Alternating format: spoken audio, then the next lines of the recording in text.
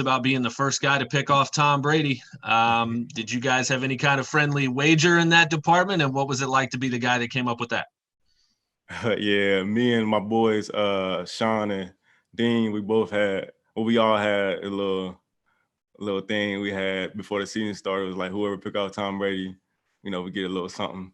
So I made sure that I reminded him when I got it. I was like, yeah, I got it. So it was good for me to get that first pick off him. But the whole defense, I feel like we just playing real fast and real smart out there and making a lot of plays. Okay, next is going to be Greg Allman. Mike, tell me about just the overall competition in the safety unit. You guys have a lot of young guys all fighting not only for starting roles but for snaps. Just what that's like and how much that makes everybody better.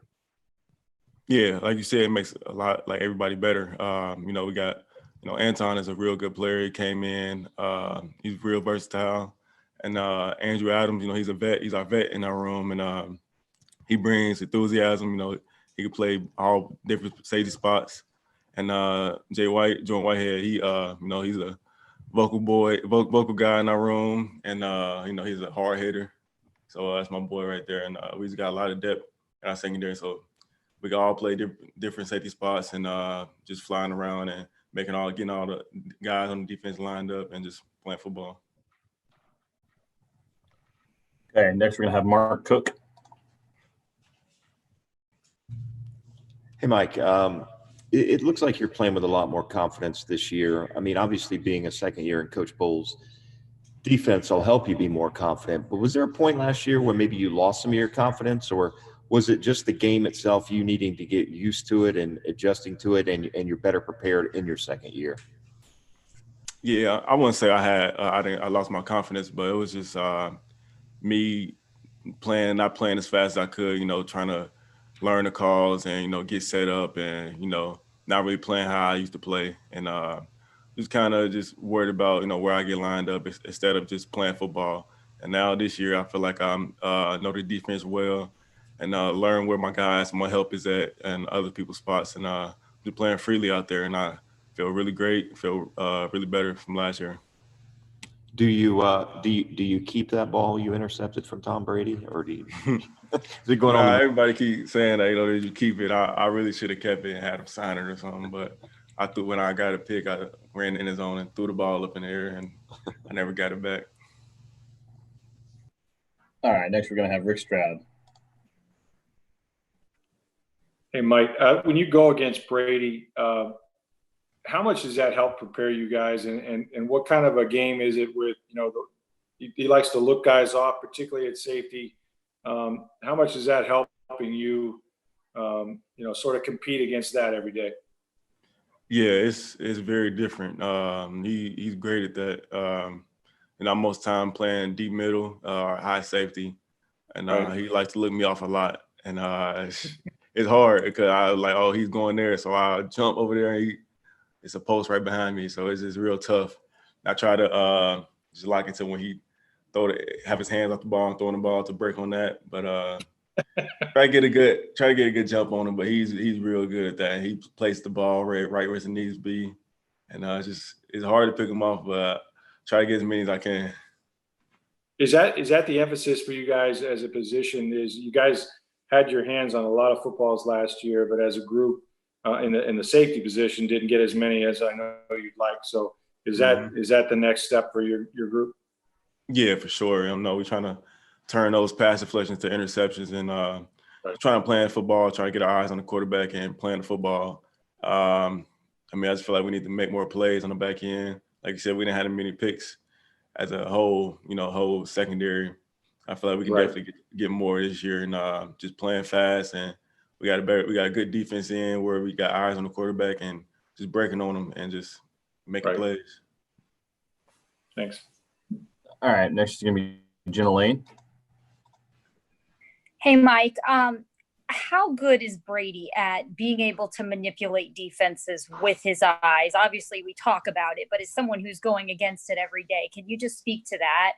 Or even, such things as like, play action or the pump fake and things like that. Just how good is he at being able to kind of disguise essentially what he's doing against you guys? Yeah, it's really big. Like I said, he tried to get away from the safeties and try to use the safeties to get him out of position and break it and put the ball where it needs to be. And it's just hard for a deep safety to try to read him because he's so locked in and try to use different things to get the safety off leverage. And like you said, play actions. He's big on play actions. It's hard to find out where the ball is at, and he's real good at it. And like I say, he plays the ball really well where he needs to be. Only receiver can get it, and it's just you got to really lock in on where he's going and try to play sound and fundamentally football. And the other day, when Gronk had a deep catch, there was a highlight of it, and you could see you're just barreling behind him, and you put a pretty good lick on him and everything. And some folks on social media were like, what the heck? Why is he getting so rough? What would you say to those folks who, think that maybe you're being a little rough out there, or maybe you shouldn't be going all out like that? No, I mean, it was a live period, so it was like, tackling. So that was one of the periods we went live, and I think that was like one of the first two plays, and I was like, oh, it got to make a business right here. So I just bucked up and had to hit him and get him out of bounds, get him on the ground. And it was a good hit. He went down to the ground, so that's all that matters. All right. Next, we're going to have John Ledyard. Hey, Mike, I looked last year at your snaps on Pro Football Focus, and I was seeing that you had over 100 snaps in the slot, over 100 in the box, and well over 300 as a deep safety. Is there kind of a role that you feel like you enjoy the most out of those three? Not really. I mean, I like it all. Like I like it to be versatile. So I like to play just not one spot. I like to play high. I like to play in the box, playing in the slot, blitzing. I feel like I got my game is high at all those levels. So I feel like they can use me wherever they need to use me at. So if it's guarding the slot, if it's blitzing off the edge, if it's playing deep middle, having range from sideline to sideline, I can do that. So trying to do different things, and not limit it to only one spot. Was that tough as a rookie to step into NFL and you're playing three different roles and moving all around to defense as a young player? Yeah, I mean, it's like you said, it's a different playbook than college.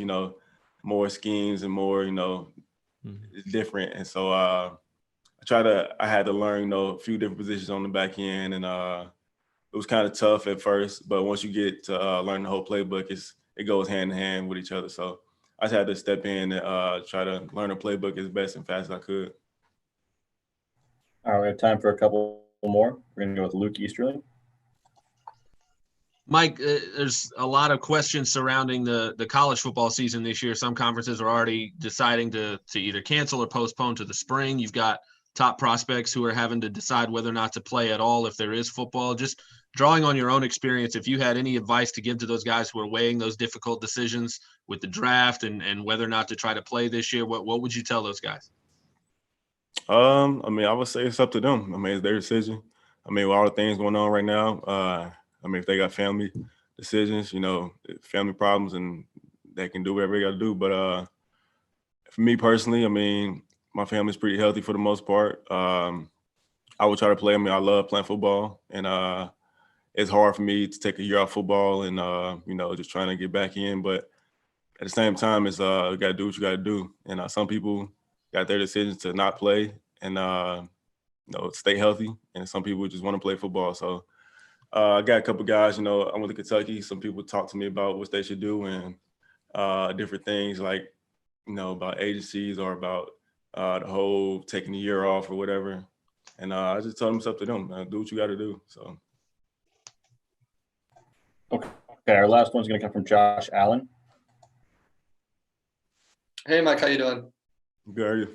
Good, man. So Todd Bowles and other players, especially earlier in Zoom meetings, have stressed the importance of communication. And as a secondary back there as a whole, how comfortable are you guys with your level of communication compared to last year? Yeah, we definitely comfortable more. This year, we got pretty much all the guys back that we had, added a few more, but we kind of gelling now, got more chemistry. So definitely harping on communicating better, getting people lined up in the right spots and, just out there because secondary, especially safeties, we got to communicate a lot to the backers, the D linemen, the corners, everybody on the whole team. So they get everybody lined up and we kind of harp on, Coach Bowles And even our guys, even the safeties, we kind of harp on communicating and getting people lined up. All right, Mike, that's all for today. I appreciate you taking the time. All right, thank you.